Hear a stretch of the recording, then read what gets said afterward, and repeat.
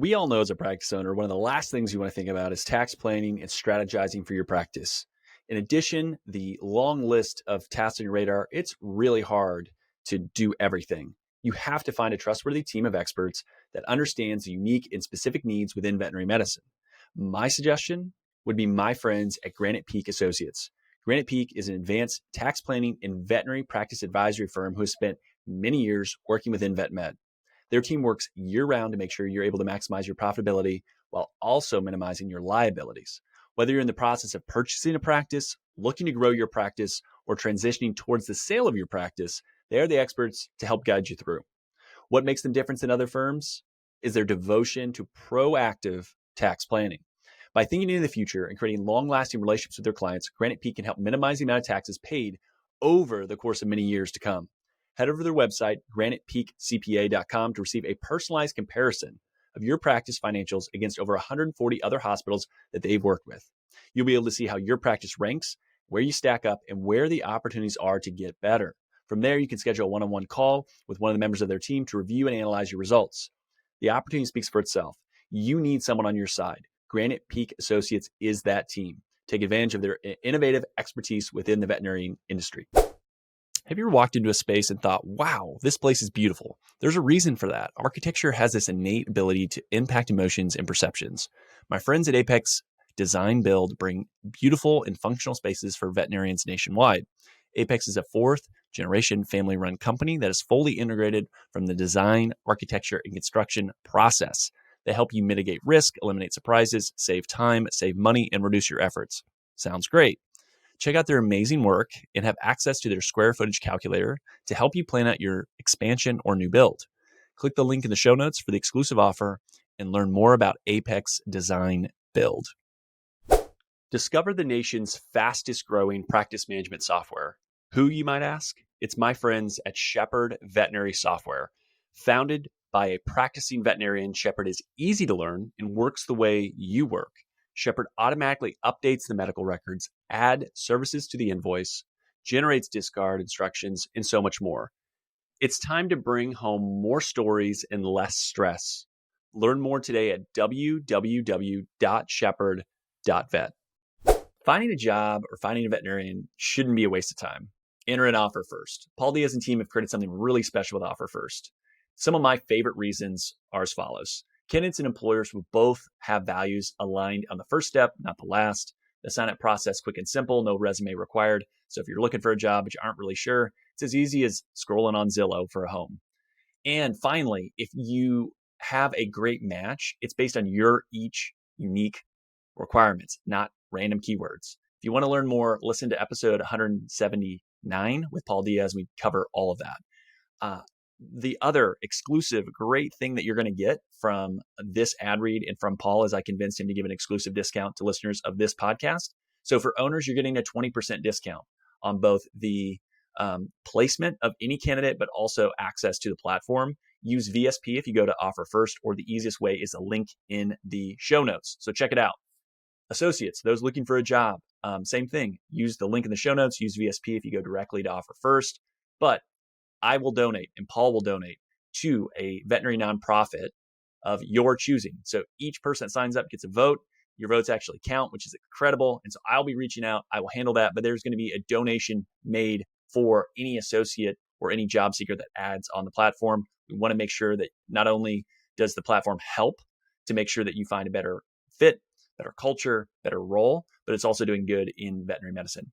Okay, so link in the show notes is going to take you to Offer First. It's going to automatically apply that, but also use code VSP if you go to Offer First directly. And Offer First is changing the game of veterinary recruiting. I want each and every one of you to benefit from it, so check them out today. All right, welcome back. Excited. Have a great guest today, Meghan Bingham, who is a CVPM, and she's worked in all areas of vet med, which I think is really cool, and it gives good context when you see things through the eyes of each role. And there's a lot of veterinarians that haven't ever done that, right? But there's a lot that have. So she's worked from kennel to technician to receptionist, and found her way into practice management. And she helped develop a practice from basically one veterinarian to 12, which is really, really cool. and then transitioned to a senior operations manager position where she helped 25 emergency, urgent, and general practices basically be as efficient and effective as possible. She served as the VHMA Board of Directors since 2021 and is currently the vice president of the Houston Veterinary Practice Managers Alliance. Meghan, welcome to the show. Thank you. You make me sound busier than I probably actually am. I I do bios and I try to pick what people have put out there. Every time I hear a bio about myself, I'm the same way. I'm like, oh, I don't know who's that person. I don't know who that is, but they've done Sounds so some things. That's fancy. cool. Yeah, absolutely. Well, I think one thing that I wanted to get into is a little bit of just like kind of the journey for you, which is cool. What's one or two things from the intro, from kind of your path within veterinary medicine that helps explain kind of your career or how you think about your career within veterinary medicine? I just love it so much. It started off as a high school job, during the summer, and I just never left. I mean, so for me, it really is home. And to watch it grow, I like to reference back, I'm from the days of Filaribits. I don't know if anyone remembers that, but that was the once a day heartworm pill that we used to give that came in these giant jugs. And so I remember flea dips and things like that, and how much we've evolved and how much we care about our people now and how much we can do for the pets. And I really relish in that the better we do as a practice, the more animals we help. And so I think that that's a really nice symbiotic relationship that we can make money, we can advance our careers. And at the end of the day, it's just boils down to helping more animals. And so I just love that. Well, I think what's really cool about your story too is that it has become a career. And I think for a lot of veterinarians I'll talk to, they're like, I want to help my team understand that vet med can be a career and they're not just going to come in at one position and, just be there forever. And did you have anyone that, kind of said, hey, Meghan, you can do a lot of things here that encourage you? Was it just kind of internal that you were driven to want to do that? And maybe it's a little bit of both, but just curious if there was anyone that encouraged or kind of pushed you along. I mean, I think it was born out of necessity, honestly. I think I'm very much a type A, and so the drive is there, and I just want things to be efficient, so that's kind of a motivator too. And I had an owner who was not business minded. Now, neither was I, but she was not business minded, and so my drive began to ramp up. And as we grew, there were no other options. I had to Mhm. learn how to do the stuff. And so I kind of, sink or swim at that point. But then along the way, I also think I'm a lifelong learner.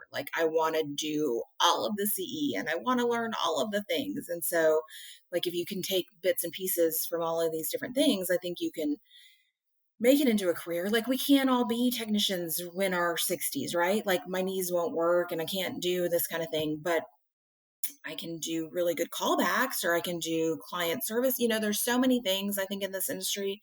And as we've seen now, as we've got receptionists that aren't even in the building, I think that there are options for people out there if we continue to grow and change and accept new things, which, man, change in vet med is hard. That is Sure. never popular. Yeah, and I mean, I hear that, vet med is slow to change and adopt, and I would agree with that in ways. Mhm. There's lots of other industries too. It's not unique, I think, just to veterinary medicine. Right. And I think that's perhaps a little bit of a theme of maybe the underlying piece of what this podcast has been is trying to say, hey, there's other industries that have similar issues or have these other struggles, and this is how maybe they're dealing with it or how Mhm. I've heard others talk about it, so that it doesn't feel like it's so unique where you have to reinvent the wheel to solve some of Right. those challenges within vet med. And we can do better, right? We should always be striving to make things easier and more proficient and better for our clients and better for our staff. And there's lots of ways to do that, I think. Yeah. What do you think happens as veterinary clinics grow that maybe is most misunderstood since you've seen it and lived it? Um, Everyone wants to talk about growth, but there's things that are both positives and negatives. What's misunderstood?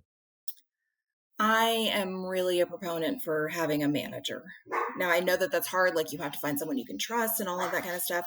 But I see that there's so many practice owners.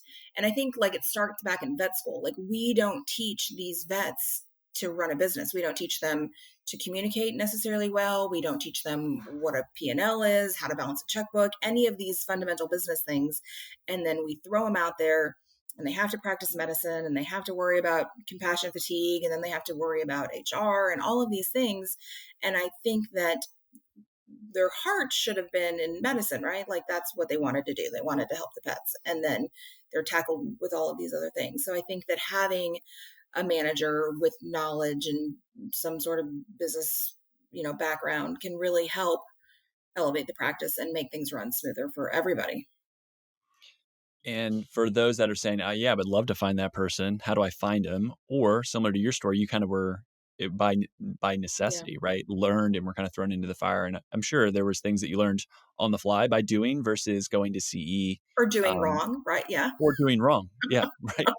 And I do think that that's something. I recorded a podcast recently, just kind of about growth and failure, and like thinking about these things in a different way, and using myself as an example going through that. But you can read and do all the CE in the world, but until you go and actually implement it and do it, it's really hard because it's all learning based versus doing. I think you learn a ton by just doing and seeing like, huh, okay, yeah, that actually works really well, Right. and oh no, that will not Whoops. work. Yeah. I think But too, having like a support group, so managers or friends or people in the industry that have done it before or struggling with you, I think is huge too to bounce ideas off of. Everybody needs a support system, and I think that kind of being leadership in a practice can be super lonely, right? You need to be the adult in the room sometimes, and you can't always go to the happy hours and join in on the inside jokes. And so I think to have people that you can talk to that have been through the same thing, that are struggling with, keeping their KPIs in line or keeping payroll at a certain percentage. Like it's just nice to be able to bounce ideas off of other people. 100%. So let's say I'm not a super fan of like superhero movies and all that. Like I like some of them, but not as much anymore. But let's say we're trying to build the perfect practice manager. Like, what are the characteristics? What are the traits? What are the things of either trying to identify them maybe in the practice? But let's build the ideal practice manager. I'm working on a topic now that's type A versus type B, and there's like I think you need to be organized for sure. Like that's number one, because there's so many different things. Like who knew that I'd be the master of like changing out the plumbing in a toilet and also like calming down the hysterical client. The gamut just runs so far of all the things you have to do. So I think you have to be organized. um I think it's really important to be professional in a way. Like you need to vent up, right? I can't go and complain to my staff about other staff members. So I need to have some discretion as well, because employees tell you all of the things that they should not be telling you that I never wanted to know. And so, like, you need to be able to have a bit of discretion. I think, compassion for your staff and your clients, maybe some sort of math skills that you can develop along the way. And I think probably showing up is important as well. And then I think being able to remove yourself from the practice as well. Like there's so much burnt out. I don't know, when you read all these industry things, like we're just fleeing the industry. Everyone is tired and exhausted, and like you can't make anybody happy, and the clients are mean, and the employees want more, and like there's the practice manager trying to do what they can. And so there has to be a release that's a healthy outlet for letting all of that go. Yeah, I think that makes total sense. Do you have a tool, was their favorite tool for training teams? Again, going kind of back to that kind of growth idea to keep things consistent. Because I've seen this be an issue where, so and so trains so and so. Well, then so and so is not there anymore. And then this other person trains, and it's like it all suddenly is a little bit different versus trying to have like a uniform, like this is our standard. Mm-hmm. And it's a great question that I like to ask. I don't feel like I always have a perfect solution to practice owners to say, this is kind of how you should implement some of that. But as your role and what you've done in the past, training had to be, obviously a huge part of that. So I was Right. curious your thoughts on that to be consistent.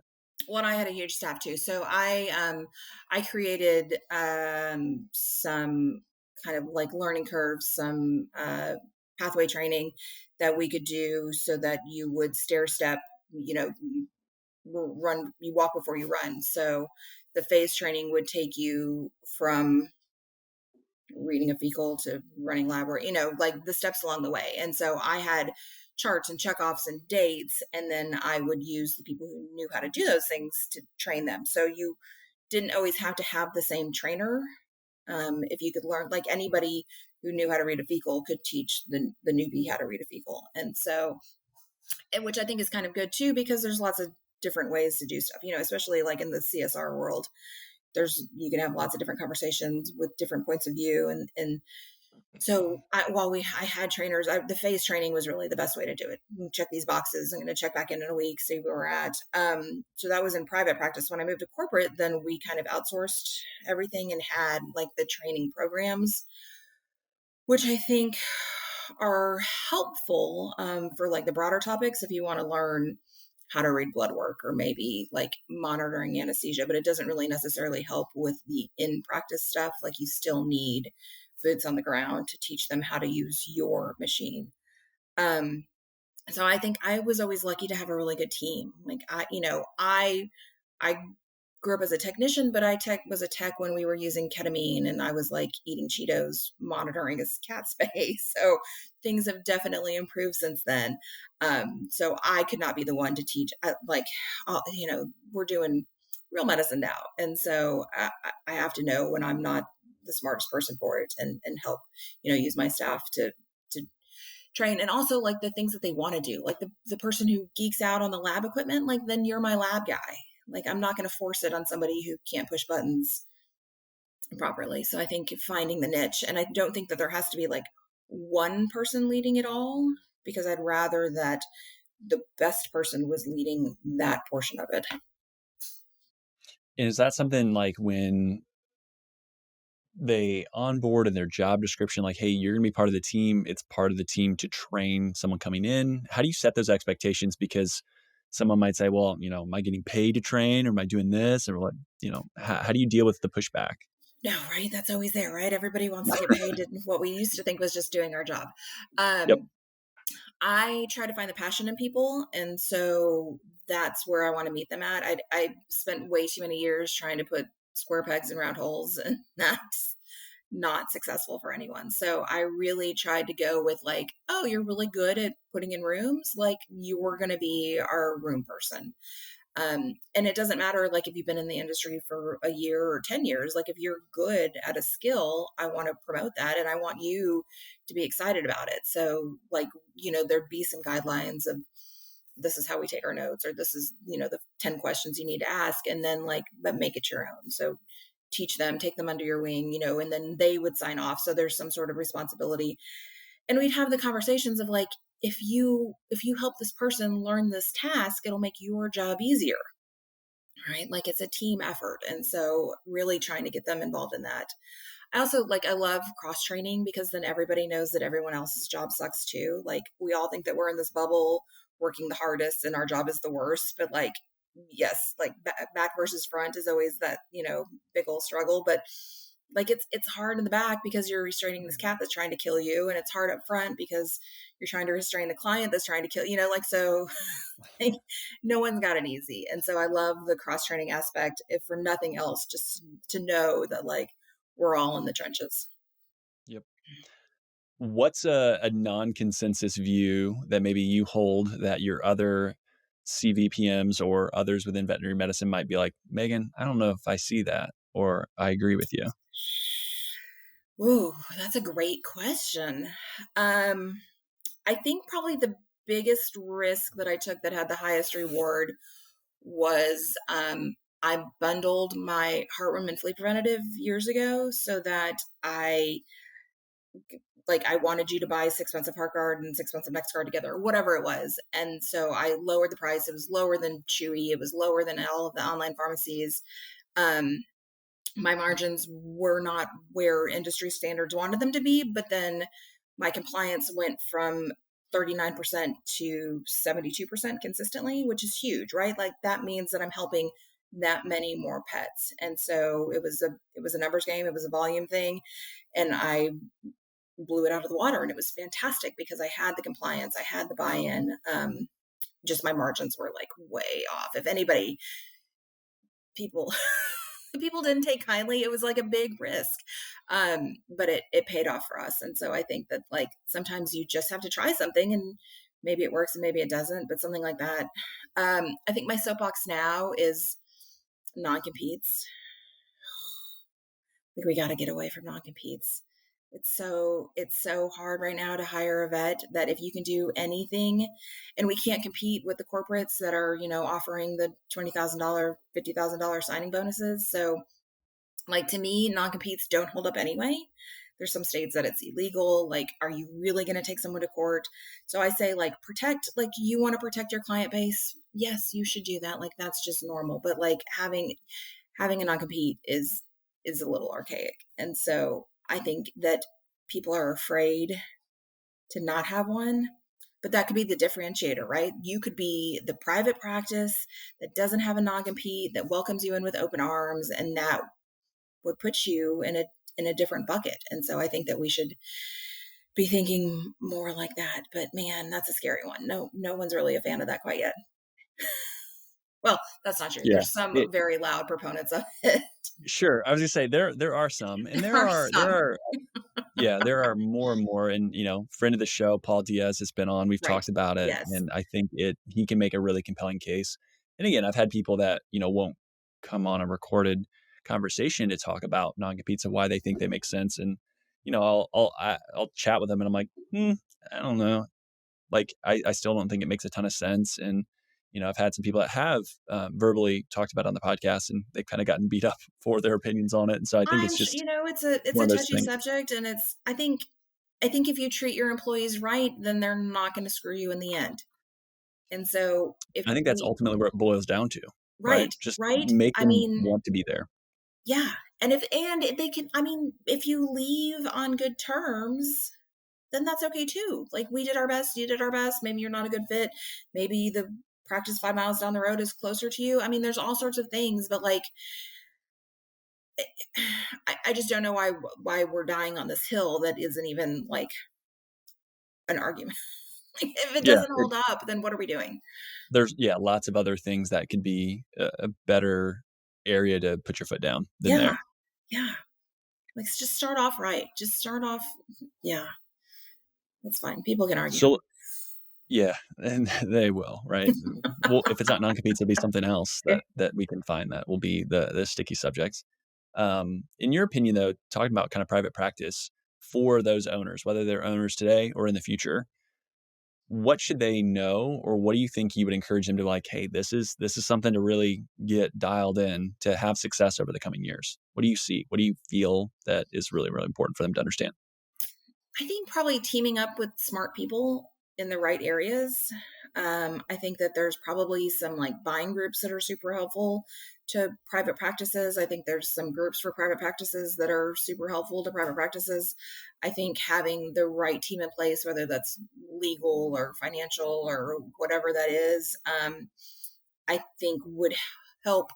You need the people that have the knowledge to come in and say like, oh, let's tweak this, or let's look at this, or you shouldn't be doing that, or and that really can help you bridge the gap of the knowledge you don't have. And so I think sometimes that costs a little bit of money. Sometimes it is maybe you have to go out on a limb and trust somebody in an area that you don't understand. But I think that that's how you're going to be the most successful, is to fill in the gaps that you don't have.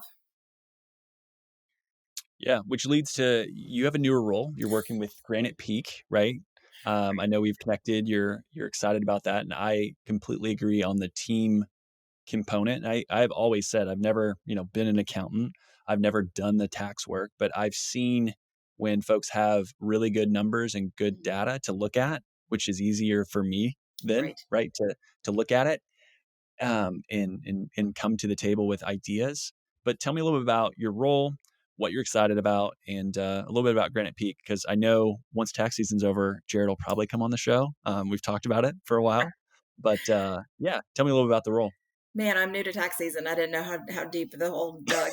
Um, Granite Peak they're based out of Boston. It's a small accounting firm that is focused really on vet med. And so they brought me on so that when they say like, hey, like this number's a little high, your cogs seem out of line. And then clients say like, okay, what do I do with that? Then they say like, oh, here's Megan, she can help you.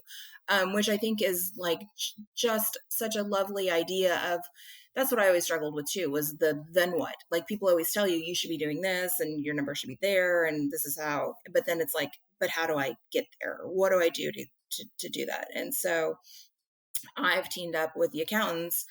I'm in on the calls, their pain points. We want to work on marketing. Maybe we need to tweak our reminders. We haven't updated our prices in 5 years. So I think that there's a lot of things that are accounting driven that can then be improved by someone with some vet med knowledge. So I can have the conversations of like, why do you have 12 heartworm preventatives, and maybe just looking at a P&L, you just know that their cogs are high. I love it. I think it's a great plan.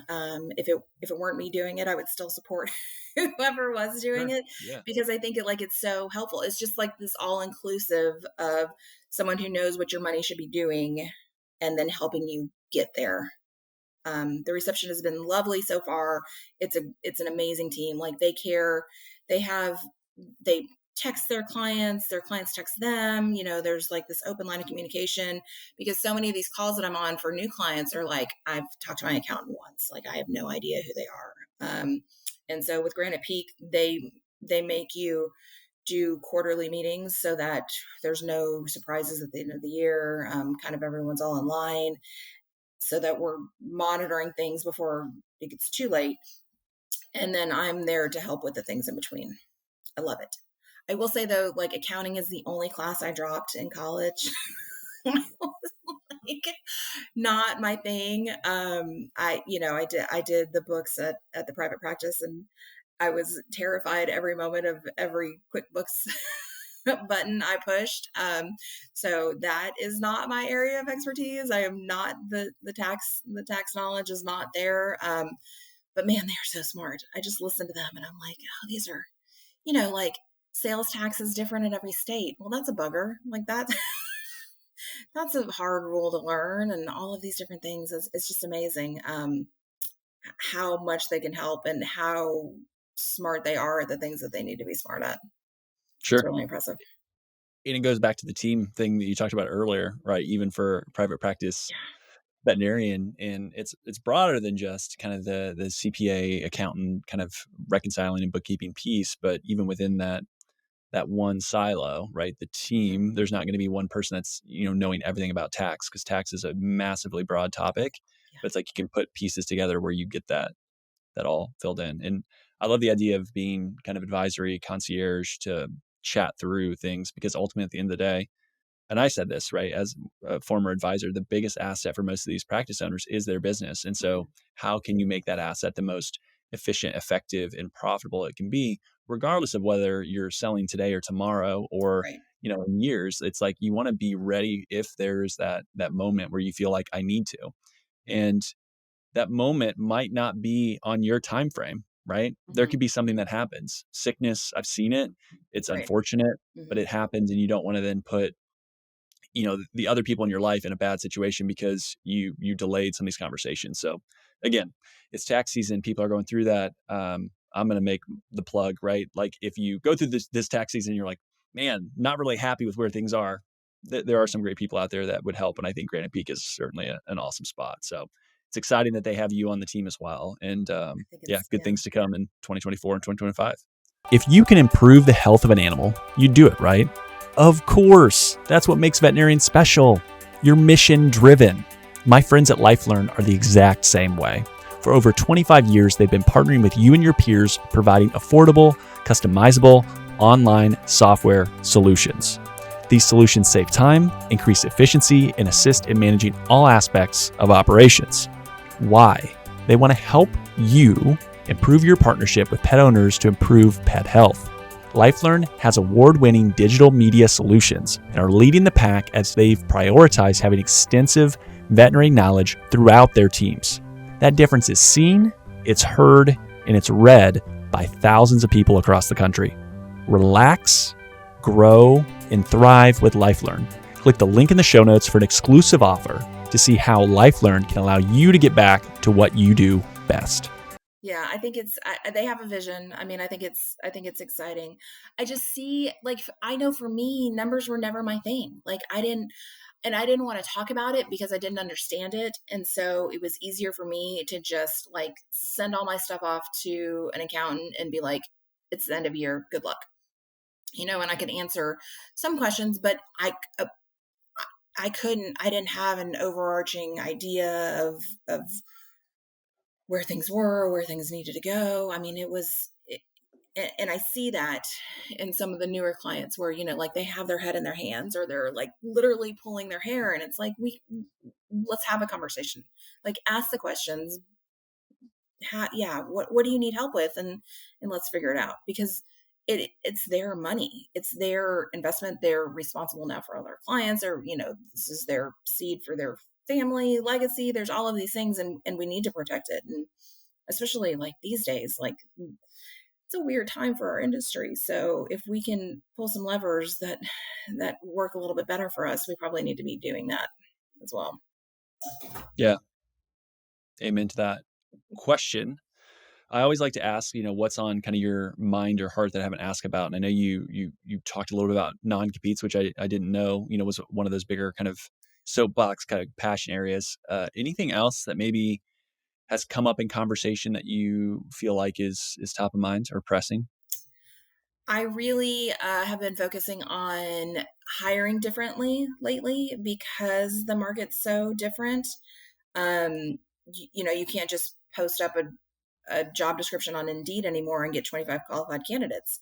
So now I'm focusing on hiring with a mindful purpose. I want to create like a persona of the person that we want, because I think so many times we hire these warm bodies, or we say, oh, we need someone to pick up weekend shifts. And then someone comes in and says like, oh, I'm not going to work Saturdays. And we're like, you're hired. Like that doesn't work out for us. So I'm really into this like mindful hiring process, and not just picking the first person that comes through the door. I also want people to like have their personality in their ads now, because man, I read something today and they're like, the job market can't be filled. Like there's, 6,000, we need 6,000 more vets to fill out like all of the areas that we need. And so like you've got to be different. Like what's going to make you different than the person down the street? And it's not that you have like a digital x-ray, because we all have that now, so no one cares.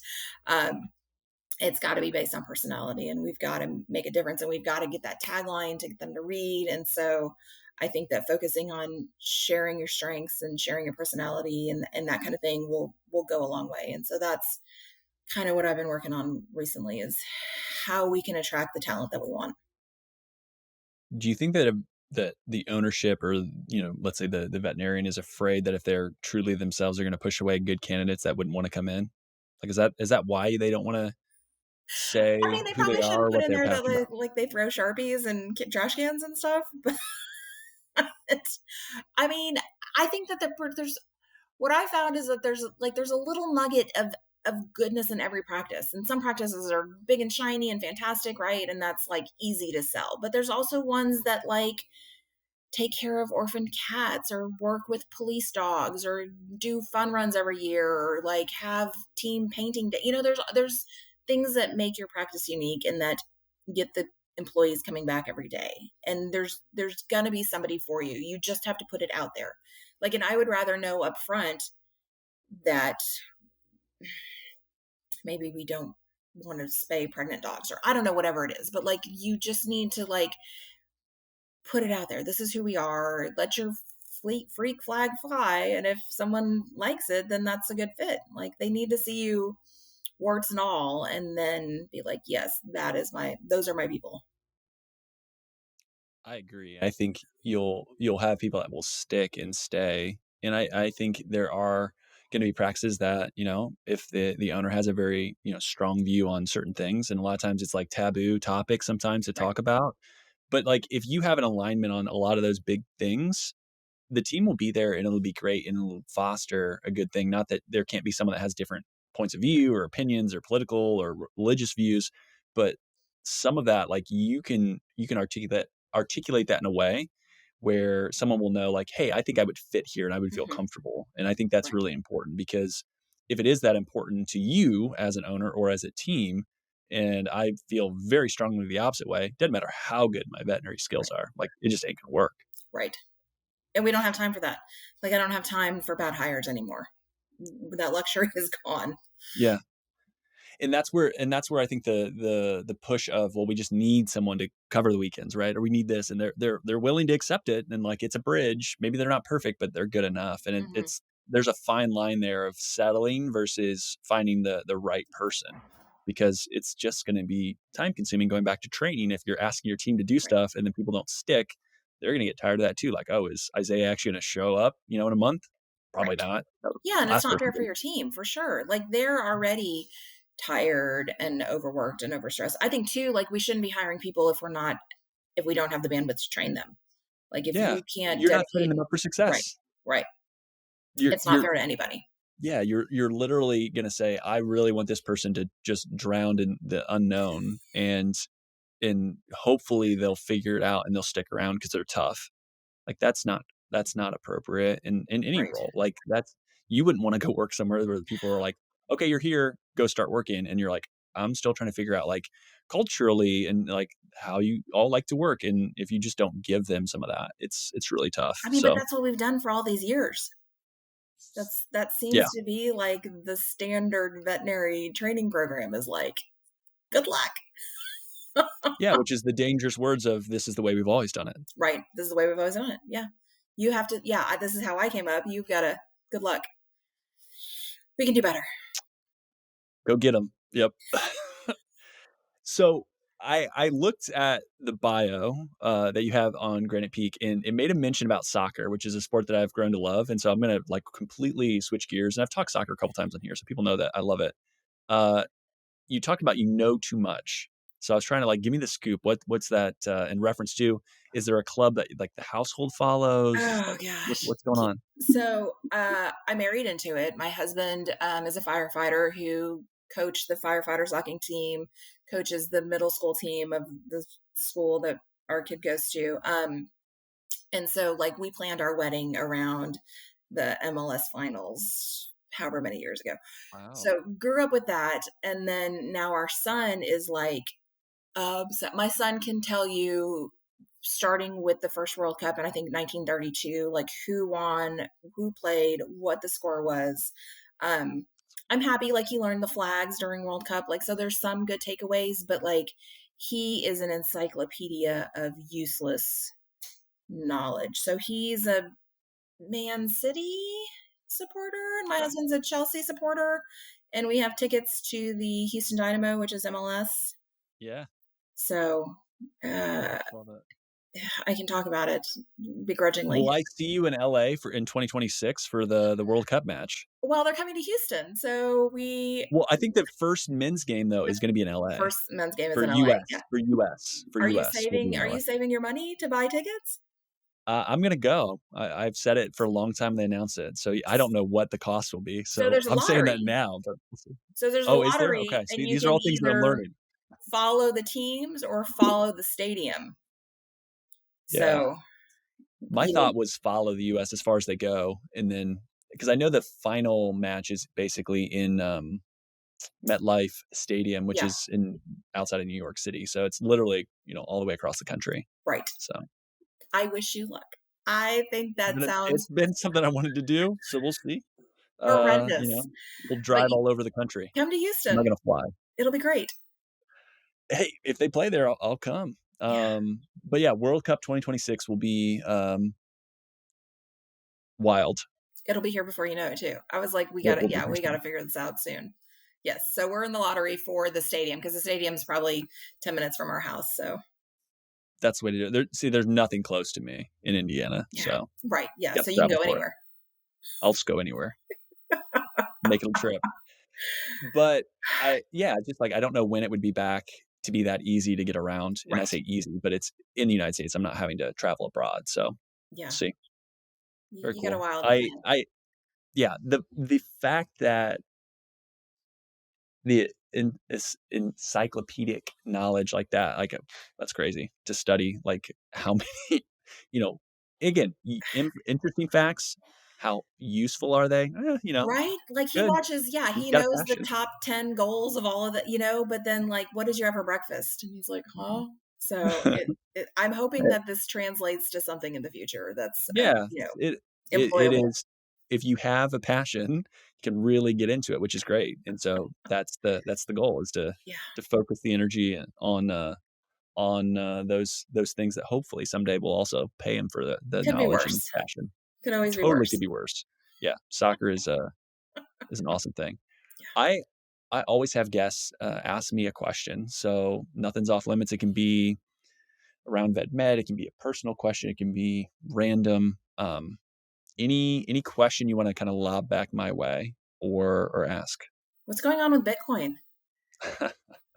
Everyone loves asking me Bitcoin questions, and I don't know why. I don't It's know if because it's it's my right behind propaganda. your head. I can see it. It's It's right my there. propaganda behind my head. No, Subliminal.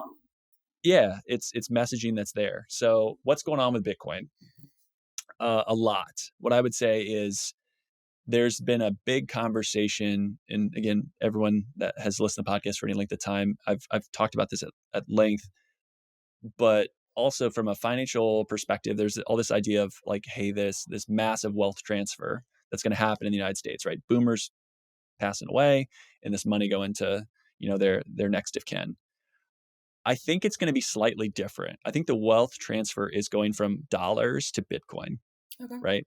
So I believe that the only wrong allocation to Bitcoin is owning 0% of anyone's kind of net worth or savings.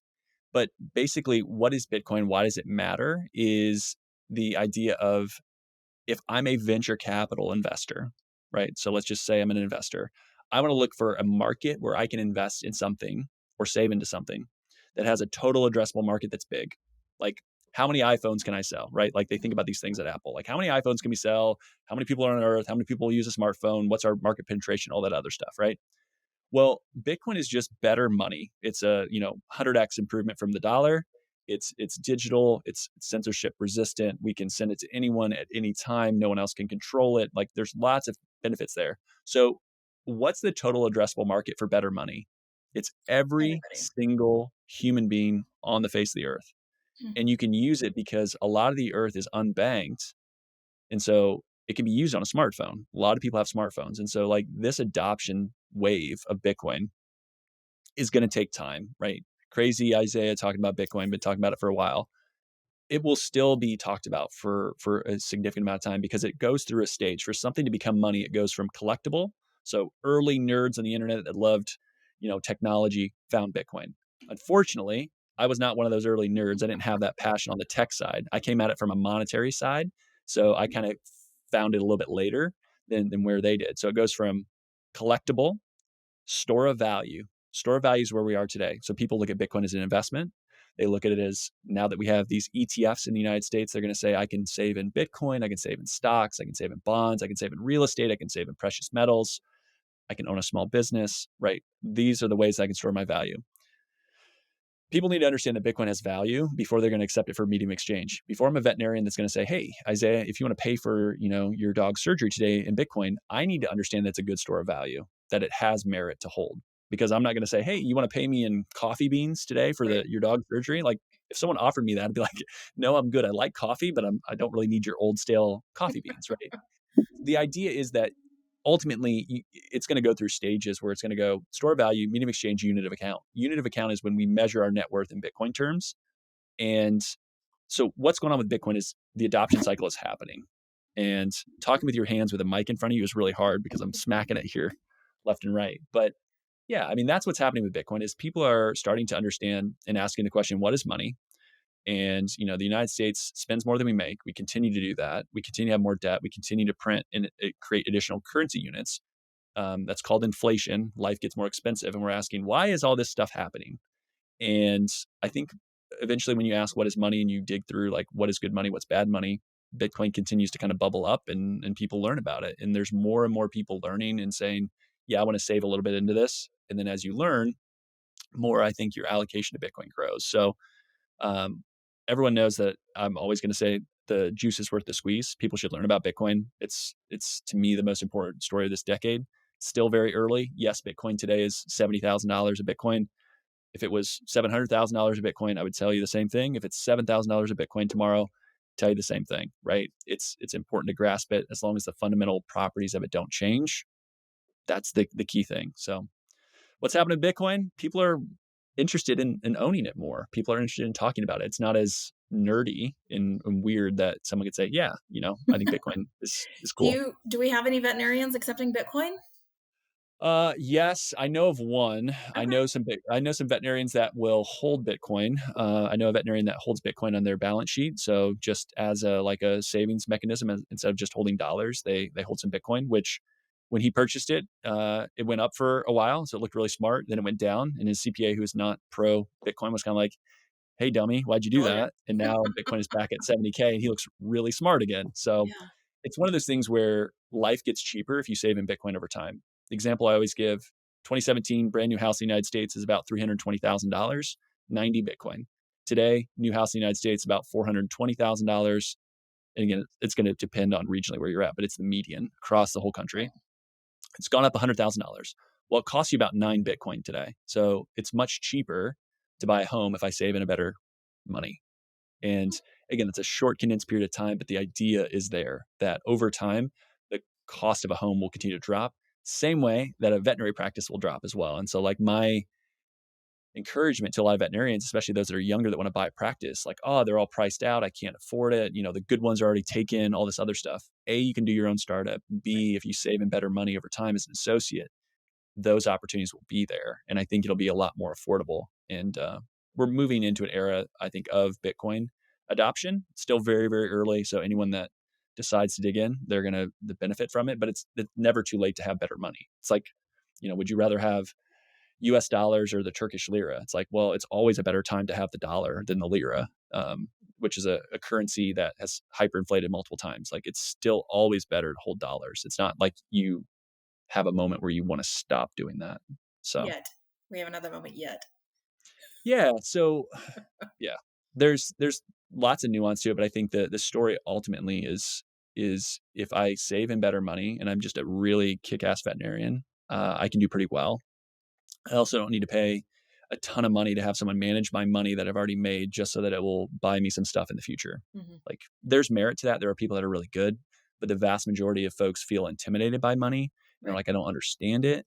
And I think Bitcoin can help them get a little bit of a better understanding, but also free them up to not have to worry about the stress of, do I have enough? Do I have enough? Because when the money loses value over time, that's always the worry, Hmm. is like you have no way to store it in the future. It's like trying to store perishable food. It's always going to go rotten, Right. right? Versus something that you can store for a long period of time that's going to retain the use. And that's probably a terrible analogy but I think hopefully that's it good. I think rings that's true. Like, understandable. it is something that, when you need it, it'll be there and it'll be the same amount. The dollar conversion rate, that's always going to fluctuate and change. It's going to be volatile. It's been volatile. But the best part of that is 11 out of the last 14 years, Bitcoin has been the best performing asset to own.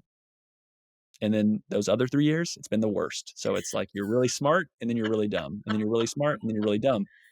But if you look at that on aggregate, uh, saving in Bitcoin has generated more purchasing power for someone over the course of years, not months, Right. not days, not hours, but over years. It accrues purchasing power. So I can buy more stuff that I want to live with or do, and makes life cheaper. So I think that's pretty cool and worth exploring. So that's what's happening with Bitcoin. Well, But obviously, I have nothing to say about it, and I don't think about it at all. your area, everyone's got an area of expertise, right? Yeah, I mean, your son knows so much about the Correct. World Cup. Yes. I'm not going to say they have the same knowledge on Bitcoin because it's just such a vast topic, but that's my World Cup knowledge, I guess. So that's the way that would. Slightly more useful, I hope. I hope. I Fingers think so. crossed. I think so. I think I'm onto something there. where there's merit to it. But Megan, I appreciate the question and really appreciate us kind of going through, because again, your seat and kind of what you've experienced through your career within veterinary medicine is important for, I think, a lot of people to grasp and understand. So there's been some really good things. Obviously, they can go to Granite Peak to follow up if they want to connect with you. Yes. Where else? LinkedIn, you on social media? LinkedIn, Where? yeah. So Meghan Bingham on LinkedIn, but yeah, I try to keep it, like I'm not super social media savvy, but I try to keep it real on LinkedIn. I like there's lots of humility in what I do because I, learn by error and that kind of thing. And I'm always kind of surprised to end up in the rooms that I end up in. So I think that it's relatable in a lot of ways. And I've worked really hard and done a lot of stuff and picked up lots of poop. And so I think that, like I've earned my keep in vet med. And so I just want to make things easier for everyone else. I love it. Well, I really appreciate it. I'm so glad we were able Thank to you. A, get connected, and then B, record today. So appreciate it. And thank you so much. Thank you. All right. So there are a lot of great job postings that I want to get to. And so we're going to start off with Bayside Hospital for Animals. Great work-life balance in beautiful Fort Walton Beach, Florida. No weekends, Monday to Friday, 8 to 5, no on-call or emergencies. It's an appointment only here. Currently a 2.5 doctor practice, new owner in 2021, bringing some fresh life into the hospital. The new owner had been there for 6 years prior working, so definitely understands the team, the processes, and the community. Lots of investment in people and new equipment. ProSal is the pay structure. Far too many benefits for me to list. Email BaysideVet251 at Yahoo or call 850-864-1857. Join a thriving, growing small animal practice in Vermont on the Quebec border. Full-time ideal, part-time is considered. The idea is to start with yes with the team, patients and clients, and outdoorsmen or outdoor woman's paradise while being able to practice high-quality medicine. Compensation is write your own structure within production capabilities. Literally, it is the owner wants to find the right person and is happy to negotiate, chat through, and find the right fit. If you want autonomy and a boss that enjoys teaching, reach out to Newport Veterinary Hospital. You can email newportveterinarihospital@gmail.com. North Central Indiana, looking for an oasis in the chaos. Who isn't, right? Come join the amazing team at Fulton County Veterinary Clinic. They strive to foster a fun, fast-paced work environment while providing quality patient care. They utilize the support staff efficiently so that the doctor is available to practice medicine and do what you're trained to do in less time and paperwork, which is great. Lots of investment in new equipment and technology to support you, full-time or part-time available. Small animal and exotics are both seen there, so no ER, no on-call, no weekends, competitive salary with sign-on bonus offered, and far too many benefits to list. Go to Fulton County Veterinary Clinic. So type that in and you'll find the job posting there. Last but not least, join Watertown Animal Hospital. Personable small animal veterinarian wanted for well-established current 5-doctor mixed animal practice in northern New York, which is an outdoors person's paradise. Again, 2 of those. So if you like the outdoors, you can look at Vermont or New York. They have plenty of support staff with 6 CSRs, 6 licensed technicians, 4 animal caretakers, 2 technical assistants, a hospital assistant, a practice manager, and a bookkeeper. Focuses on mentorship and investment on the people and the technology. That's been a strategic initiative by the leadership team. No on-call, 24-hour ER less than an hour away. Salary based on experience, but no less than $95,000. Can be straight salary, pro-sal considered. Want to discuss that with the right person. Tons of benefits. Again, too much to list. Please reach out to watertownpetcare.com for that option as well. So again, if you find a role or a job or talk to anyone and it helps you in any way, I would love to hear that feedback. So please reach out. Let me know what you're able to do. And I will continue to post these. So if you are an owner, reach out to me, let me know. And we'll go from there. And until I hit a capacity of I can't keep recording these, I want to let people know who are high quality owners around the country looking for great help. So with that, we'll talk soon.